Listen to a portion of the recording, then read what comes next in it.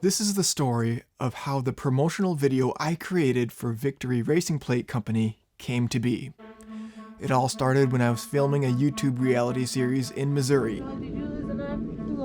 The series featured a horseshoeing school that Mark Hickox attended back in 2016.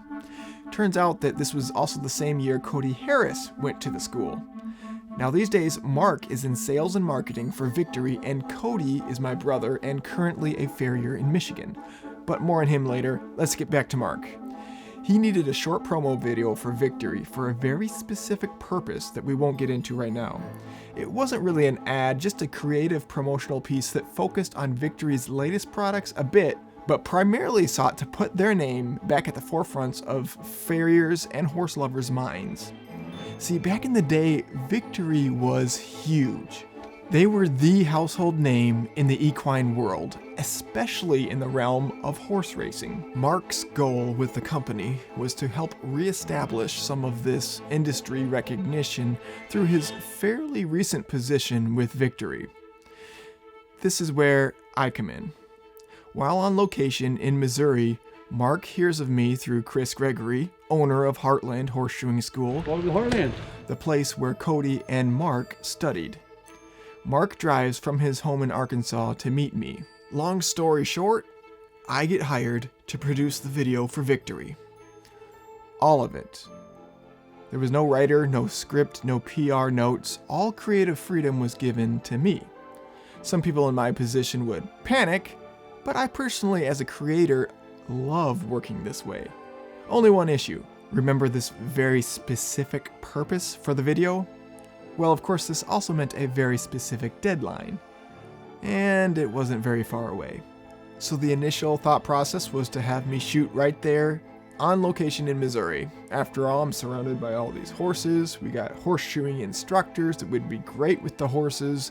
Slap on some Victory product, and there we go.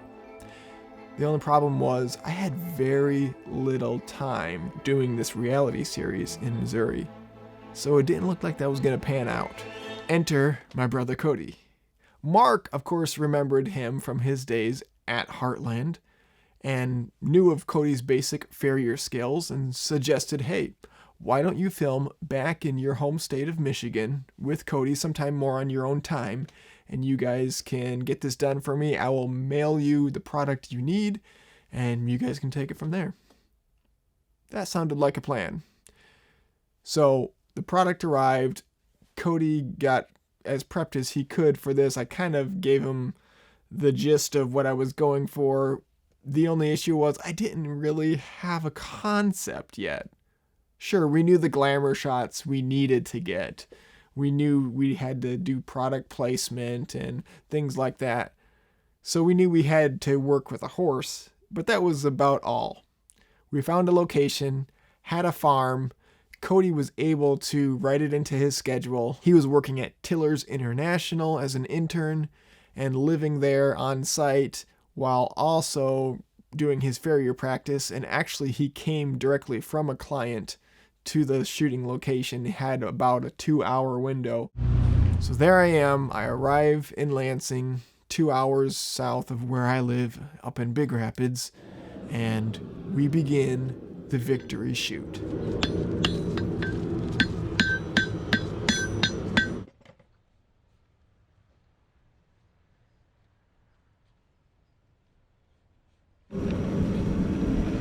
We even got craft services. We just got done filming our little shoot for Victory and their product here. So the rain held off just enough for us to get it done. So just barely. We Making another promotional video. It's another day in the life of the Harris brothers. This is where it all happened, actually. This is the place that led to a lot of opportunities with Kody's video. His interview was shot right here, and this barn was the backdrop.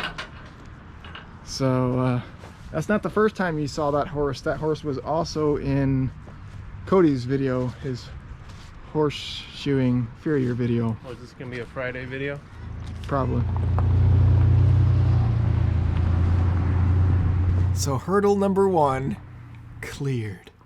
Whew. But we had another hurdle.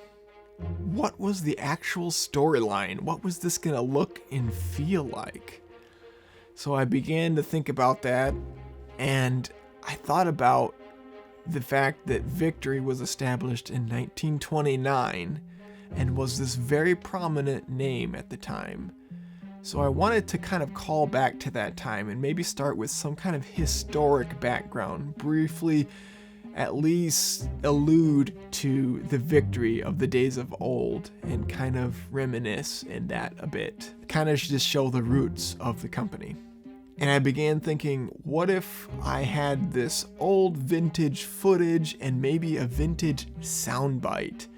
Something that said the word victory. What could go with victory? Maybe some kind of inspiring speech from Churchill, or maybe even an announcer of a horse race. Maybe a radio broadcaster or something of the sort, but someone with this very old sounding vintage microphone and saying something about victory. And then I could tie that into Victory, the company. I started to think about what phrases could go with that concept. And I had the thought pop into my head of victory is imminent. Yeah, that sounds like a saying that possibly someone would say at the racetrack, of some specific horse, or just of the race itself, an inspiring quote of some sort. I could pick out a soundbite there. Maybe I couldn't find that exact phrase, but I could record it myself. Victory is imminent today. That sounded pretty good to me, so I started to go with that. But then, in doing that, I stumbled upon the word eminent. Close to the word imminent, which means something is about to occur, victory, but eminent means famous or respected in one's particular sphere or profession. That was perfect.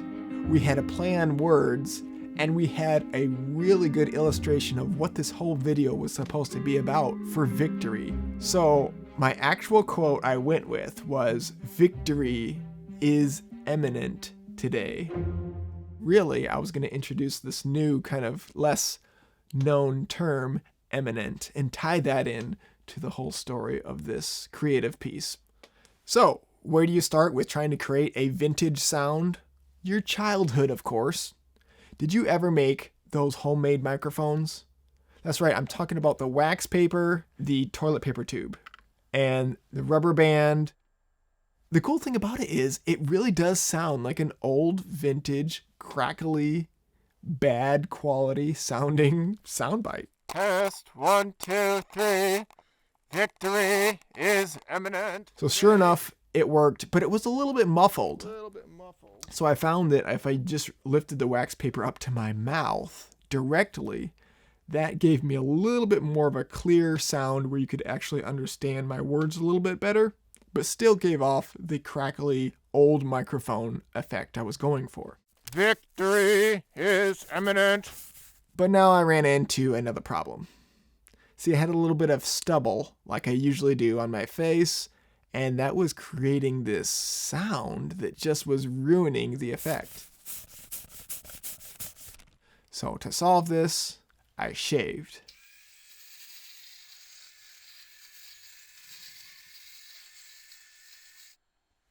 And then, for good measure, I put on good old trusty Vaseline. Test 1, 2, 3. And it worked like a charm. Victory. No more noise of me moving my face when I talked. Just that pure, bad quality, homemade microphone sound from your childhood. I ended up actually using a combination of both the toilet paper tube and just the wax paper held up to my mouth. So here's the final cut. Victory is imminent today. So there I had the opening soundbite for the video, Victory is imminent today. And I thought it would be sweet to end the video with Victory is imminent, dramatic pause, again. And we would see text of that, and we would hear voiceover of that. And of course, this would kind of imply that victory was not imminent lately in the past, by saying the word again, but I thought it was such an authentic, kind of honest, transparent way to present yourself as a company. I just wanted to try it. But sure enough, after the rough cut was reviewed, Mark gave me some feedback from the president of Victory saying, actually, he wasn't totally against it. He just said the words, I think was, I'm not sure I love the again, because of course of what that implies. So I had to take out the word again and replace that with something else. The two other things that I had to tweak about the video was new branding that was coming soon. So the product we had was soon gonna have this new look. So we wanted to say a new look coming soon. But then also we had to replace this awful voiceover actor we had. In 1929, the Victory Racing Plate Company pioneered the... I initially did the voiceover for the video just out of time. I just decided to do it myself. And as you can hear, I don't necessarily have a radio voice. And I tried to almost play to this weakness and did it really early in the morning when my voice was extra low, tried to be really somber about it and kind of more dramatic. And it kind of worked for that feel, but the feel wasn't the right feel. So the solution to my bad voiceover was to redo the voiceover with Kody. I think actually when Mark watched this, he assumed it was Kody's voice doing the voiceover. So thank you, Kody, for taking that heat for me. The secret's out now, Mark. That was actually me. I rewrote the script, had it all typed out, and headed back to Lansing. Kody was at Tiller's that day, so I had to go to him there at Tiller's. We were kind of in a basement. I once heard an old recording that said, "Victory is imminent today." So that, in a nutshell, is how it all went down. I do want to just mention real quick the awesome vintage footage. The first couple shots you see in this promotional video is footage from 1929. It was from the 1929 Grand National Horse Race, also known as the world's greatest race, taking place March 22nd, 1929 near Liverpool, England. Oh, look that up sometime. It is nuts. 66 horses, only 22 of them were up by lap 2. The rest of them were out of it. Anyway, the next rational thing to do right now is to watch how this all turned out. Now that you've seen and heard the backstory, watch the final version here. If you haven't subscribed, subscribe to the channel here. Let me know if you found this interesting, and we'll try to do more in-depth behind the scenes. So until next time, I'm Aaron the Filmmaker, encouraging you to be eminent in your own field.